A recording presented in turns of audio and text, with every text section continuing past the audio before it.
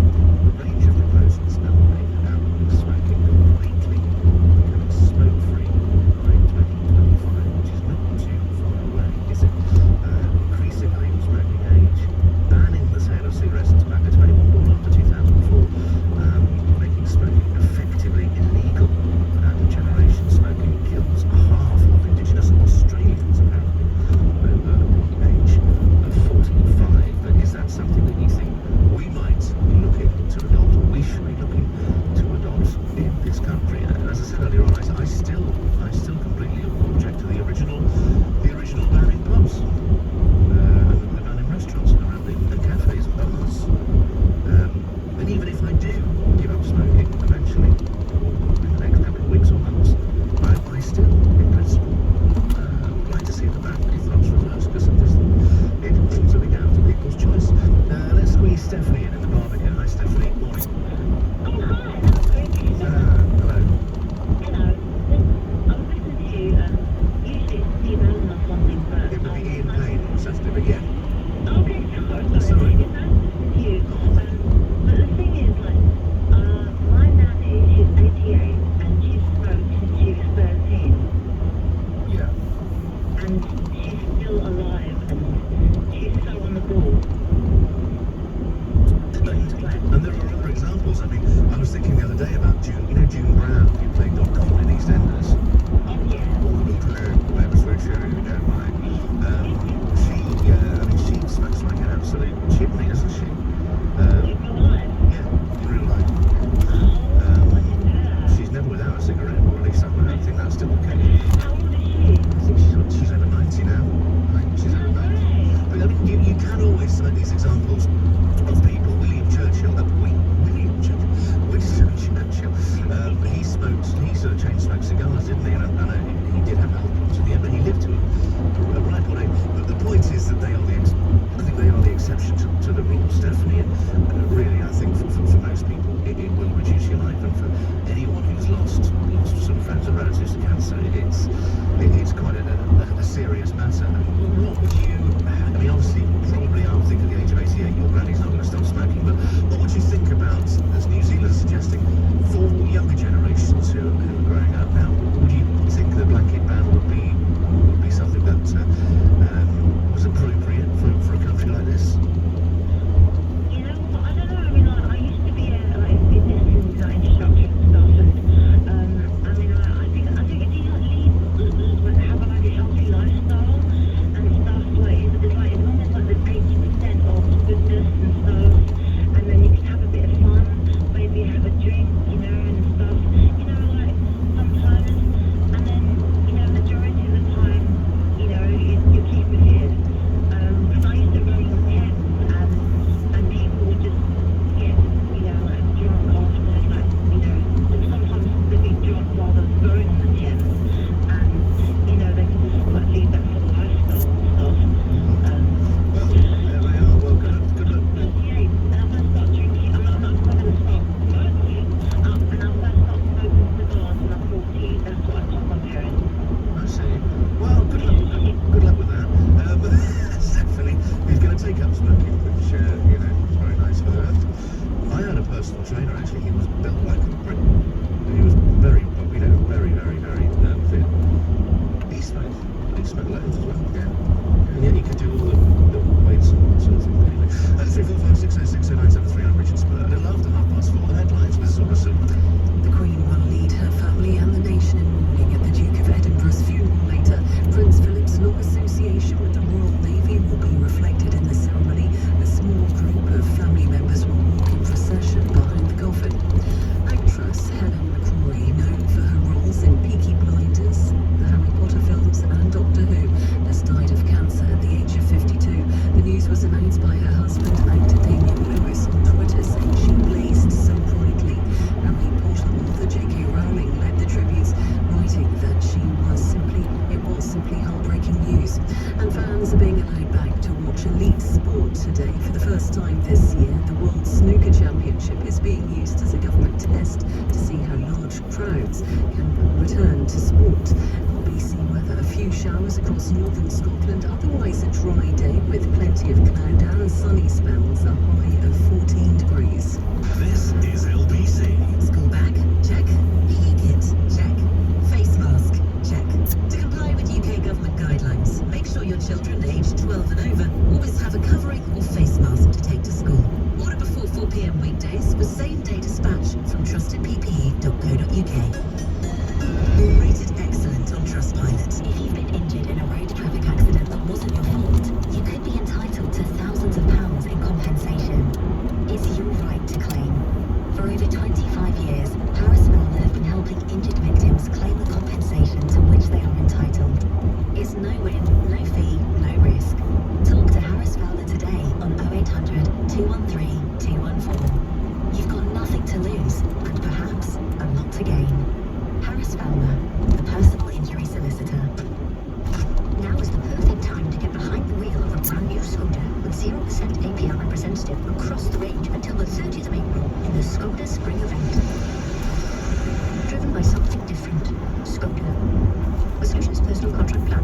10% deposit required. Minimum term 18 months, maximum term 36 months. Ordered by 30th of April and delivered by 31st of May 2021. Stock vehicles only, T&C supply. Excludes SE Technology, Octavia VRS, Superb IV, Vaniac IV. Indemnities may be required. Skoda Financial Services.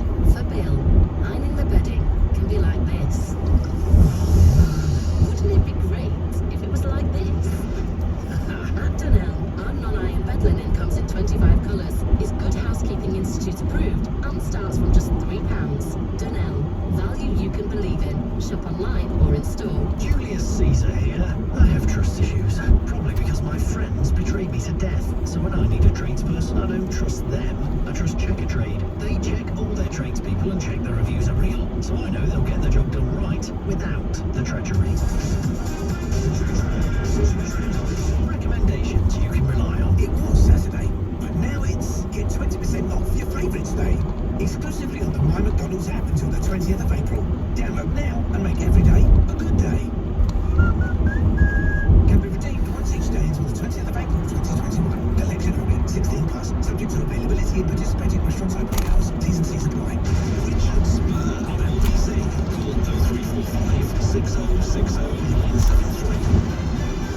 As New Zealand announces proposals aimed at outlawing smoking completely for the next generation and becoming totally smoke-free by 2025. Is that something you would welcome in this country? Well, the stress, apparently, of the COVID crisis has fueled Britain's nicotine habit, with more than half of smokers stress smoking more during the pandemic, according to a new survey. Also found that 10% of all cigarette users in the UK have started smoking again after quitting because of the strain of the outbreak. 18 to 34s say they're now smoking more regularly.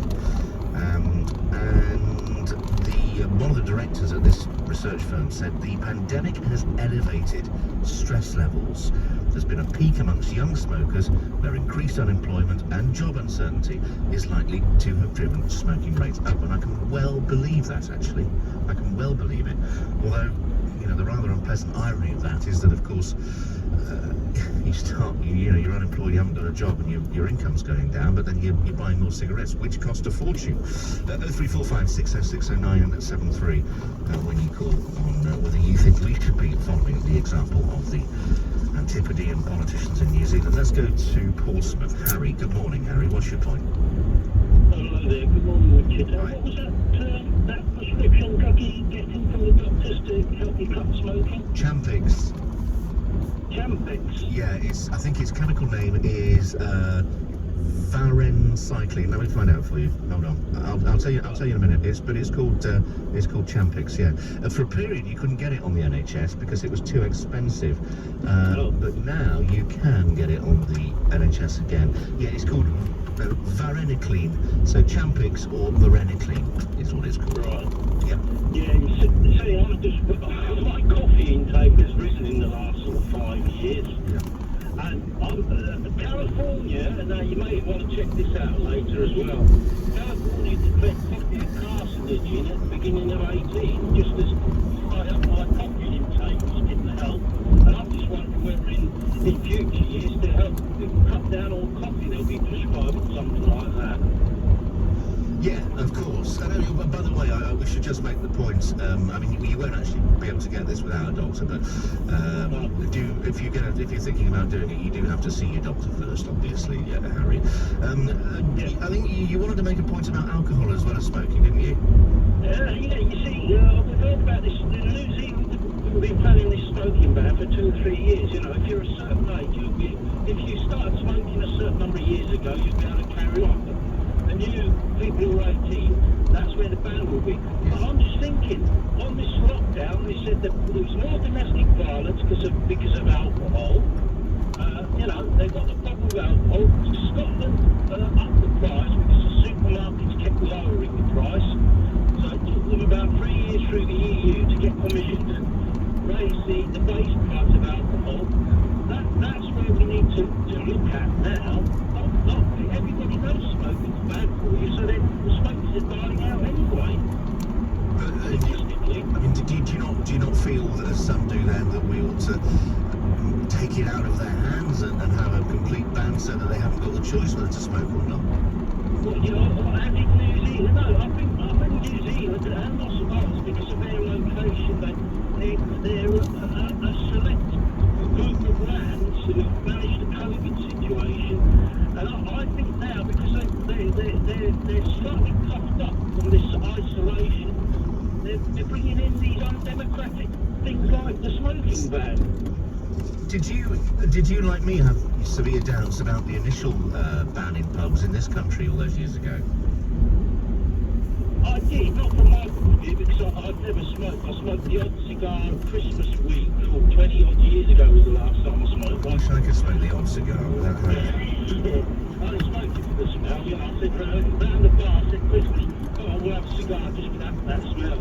But, yeah, we were all lucky because none of us smoked. Sorry, what were you saying about that? Well, no, I was talking about the initial ban in pubs and restaurants in this country. Yeah. Yeah, well, of course, back when it was coming in, there was one suggestion to protect the bar staff. They brought it in under Health and Safety Work Act. It was nothing to do with the actual everyone in the bar. There's a suggestion that they could put good air conditioning in the bar area to protect the bar staff. Of course, when they lift that little flap up and to collect the glasses, that was a different risk. But then you'd have a separate window for the people to drop their glasses off. But the thing was, it was suggested, and they said no. But you think if we'd have that air conditioning installed back then, there'd have been no people at the bars now under COVID. I suppose so. You make a good point. I think is that the New Zealand is a very different sort of atmosphere. It's a very different type of society, and I think probably smoking is very ingrained in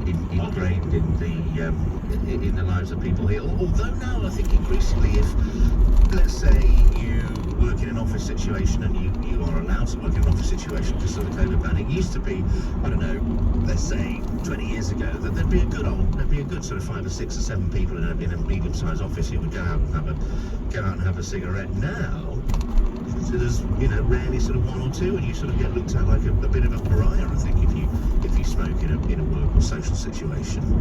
Yeah, that's when you really felt sorry for smokers when they were gathering outside an office doorway and the rain was coming in and the wind was blowing around the town centre office building, giving them a good old updraft on their cigarettes. They could barely keep them going sometimes when some of the locations they had to stand in. But I think everybody in the country agrees now.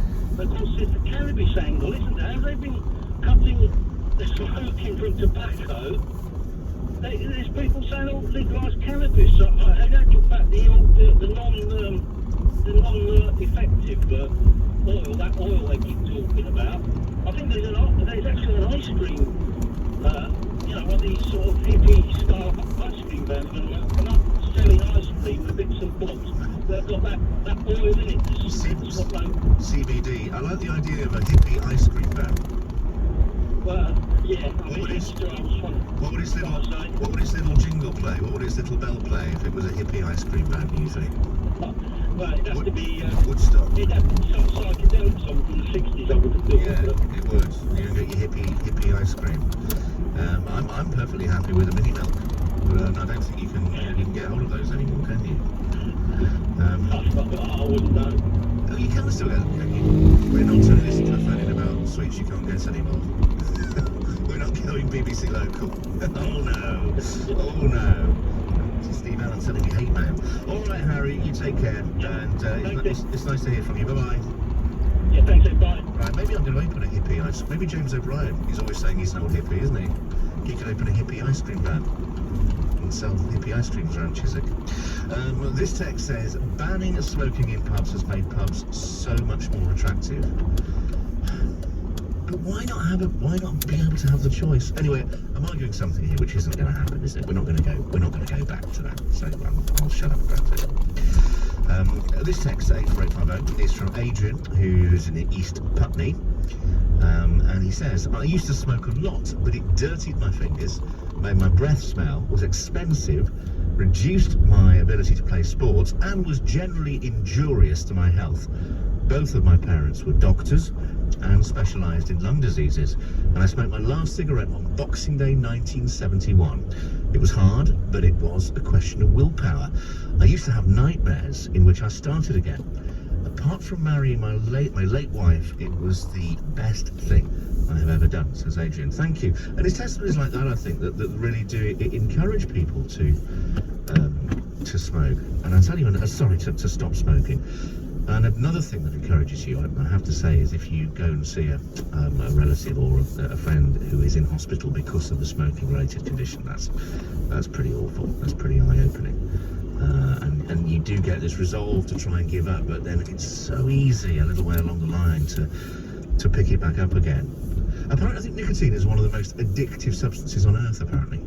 More than a lot of Class A drugs. It is supposed to be one of the most addictive substances on earth.